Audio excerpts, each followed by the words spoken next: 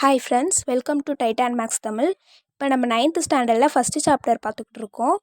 அதில் பயிற்சி 1.3ல் 6th சம்மில் என்ன கொடுத்துருக்காங்கன்னா, கணக்குறியீடுகளை கொண்டு பின்வரும் நிழலிடப்பட்ட பகுதியினை குறிப்பிடவும் அப்படின்னு இருக்காங்க. அதில் ஃபஸ்ட்டு சம்மில் என்ன கொடுத்துருக்குறாங்கன்னா, இதில் பியை மட்டும்தான் நிழலிட்டிருக்காங்க.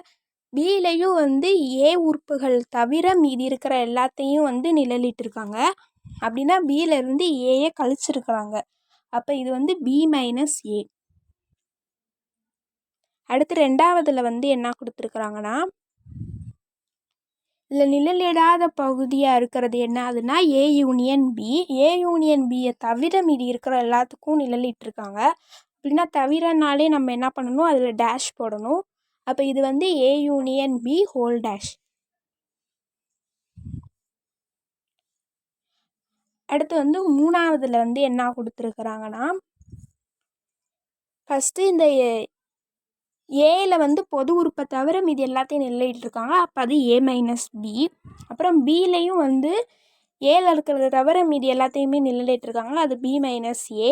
இப்போ இது ரெண்டையுமே சேர்த்து இருக்காங்க. அப்போ அது A minus B union B minus A. பயிற்சி 1.3ல் 6th சம் முடிஞ்சு. தேங்க்யூ.